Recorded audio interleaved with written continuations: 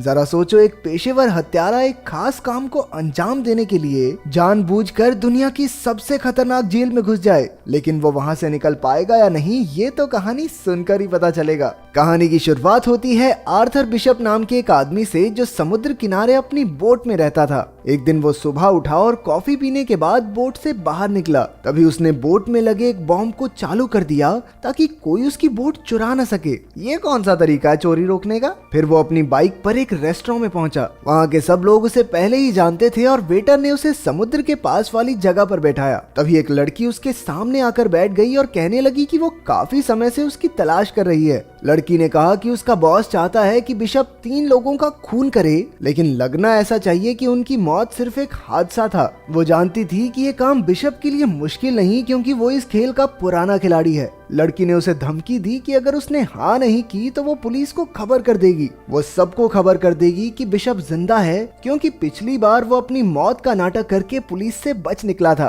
तभी बिशप ने देखा कि इस लड़की के साथ कुछ और भी लोग हैं जो उसे ही देख रहे थे। अचानक उसने अपना फोन निकाल कर उस लड़की की तस्वीर ले ली। जैसे ही लड़की ने बंदूक निकालने की कोशिश की तो बिशप ने उस पर हमला कर दिया। ये देखकर लड़की के साथी भी बिशप पर टूट पड़े, लेकिन उसने एक एक करके सबको धूल चटा दी। फिर बिशप ने देखा कि नीचे से और गुंडे उसे पकड़ने आ रहे हैं, इसलिए वो दीवार से कूदकर एक केबल कार पर लटक गया। उस लड़की ने अपने साथियों के साथ बिशप का पीछा किया और केबल कार में घुस गई। वो बिशप को अंदर ढूंढ रही थी, लेकिन वो तो छत पर था। लड़की ने छत पर बंदूक चला दी, लेकिन बिशप ऐन वक्त पर कूद गया और एक पैराशूट पर जा गिरा। रात को जब वो अपनी बोट पर जाने लगा तो उसने देखा कि 2 लोग पहले से ही वहां मौजूद थे। उसने बिना समय गवाए अपना फोन निकाला और बोट में धमाका कर दिया। इसके बाद वो माल उतारने और चढ़ाने की जगह पर पहुंचा। उसने एक डब्बा खोला और अपने पासपोर्ट्स और बाकी कागज जला दिए। फिर बिशप थाईलैंड के एक टापू पर गया, जहां वो एक लड़की से मिला जिसे वो पहले से जानता था। ये लड़की वहां के एक होटल की मालकिन थी। वो उसे एक कमरे में ले गई और बिशप ने एक खुफिया जगह से एक बैग निकाला। उसमें कई सारे फोन्स, हथियार और पासपोर्ट्स थे। उसने तस्वीर वाली लड़की के बारे में कुछ जानकारी निकाली तो पता चला कि असल में ये लड़की क्रेन नाम के एक आदमी के लिए काम करती है। उधर जीना नाम की लड़की होटल की मालकिन से मिली और उससे कुछ दवाइयां मांगी। मालकिन ने उसकी बाजू पर कई घाव देखे, जैसे उसे किसी ने बुरी तरह पीटा हो। मालकिन ने उसकी और मदद करने की कोशिश की, लेकिन जीना ने कहा कि उसे सिर्फ दवाइयां चाहिए और फिर वहां से चली गई। रात को मालकिन ने समंदर में एक बोट देखी जिसमें कोई आदमी एक लड़की को पीट रहा था। उसने तुरंत बिशप के पास जाकर उस लड़की की मदद करने को कहा। बात मानकर बिशप उस बोट पर पहुंचा और कहने लगा, अरे ओह, अगर तू सच्चा मर्द है तो इस लड़की को छोड़ दे। वो लड़की जीना ही थी, लेकिन उस आदमी ने बिशप की एक ना सुनी और अपनी बंदूक निकाल ली। इस गलती के लिए बिशप ने उसकी काफी धुलाई करके उसे मार डाला। इसके बाद उसने मालकिन से कहा कि जीना को लेकर होटल चली जाए। फिर जब उसने बोट की छानबीन की तो उसे जीना का पासपोर्ट और फोन मिला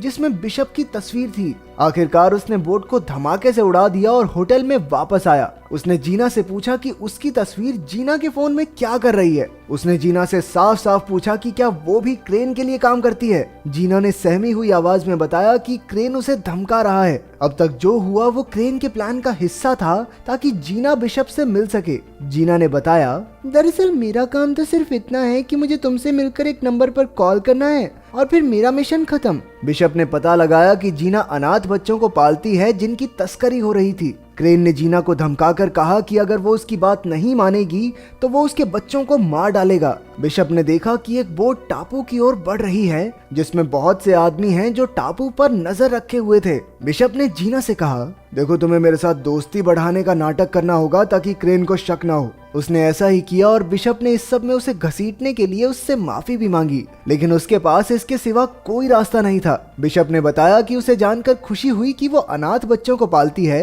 क्योंकि वो खुद भी एक अनाथ था। बचपन में उसे और क्रेन को एक गैंगस्टर ने खरीदा था। बिशप तो उसके चंगुल से भागने में कामयाब हो गया, लेकिन क्रेन भाग न सका। इसलिए उन्होंने क्रेन को गुनहगार समझकर उसे सजा दी और तब से क्रेन बिशप से नफरत करता है। खैर, बिशप ने जीना को इस मुसीबत से निकालने के लिए एक प्लान बनाया और निशानी के तौर पर अपनी घड़ी दी। अगले दिन क्रेन के आदमियों ने जीना को किडनैप कर लिया। फिर बिशप ने क्रेन को कॉल करके 2-2 हाथ करने की चुनौती दी। जब वो दोनों मिले तो बिशप ने कहा, क्रेन, जीना को छोड़ दे वरना तेरे लिए अच्छा नहीं होगा। वो बहुत अच्छी लड़की है, उसे जाने दे। लेकिन क्रेन कहने लगा, छोड़ तो मैं दूंगा, लेकिन उसके लिए तुम्हें 3 लोगों का कत्ल करना होगा।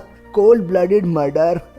इसमें पहला आदमी है अफ्रीका का एक गुंडा जो दुनिया की सबसे खतरनाक जेल में कैद है। फिर क्रेन ने उसे एक जीपीएस ट्रैकर निगलने को कहा ताकि काम पूरा होने पर उसके आदमी बिशप तक पहुंच सके। जब बिशप ने जीना के जिंदा होने का सबूत मांगा तो क्रेन ने कहा कि हर मिशन पूरा करने के बाद वो जीना से फोन पर बात कर सकता है और तीनों मिशन पूरे हो जाने के बाद जीना रिहा हो जाएगी। अब बिशप ने अपना काम शुरू कर दिया। उसे पता चला कि वो जेल समुद्र के बीचों बीच है जो शार्क से भरा हुआ था और जेल के चारों ओर 100 मीटर लंबे पहाड़ थे, इसलिए उस जेल में घुसना लगभग नामुमकिन था। इसके बाद बिशप ने कुछ गैंगस्टर्स की जानकारी निकाली और एक आदमी चुना जिसके चेहरे पर एक टैटू था। उसने उसी आदमी जैसा हुलिया बनाया और फिर मिशन के लिए जरूरी सामान खरीद लिया। अगले दिन जब वो सड़क पर घूम रहा था तो पुलिस ने उसे गैंगस्टर समझकर गिरफ्तार करके जेल में डाल दिया। जेल में उसने देखा कि उसका शिकार तो हर समय 4-5 लोग साथ लेकर चलता है। उसे एक साथी कैदी ने बताया कि इस आदमी का नाम क्रिल है और उसने लाइबेरिया देश के राष्ट्रपति का खून किया था।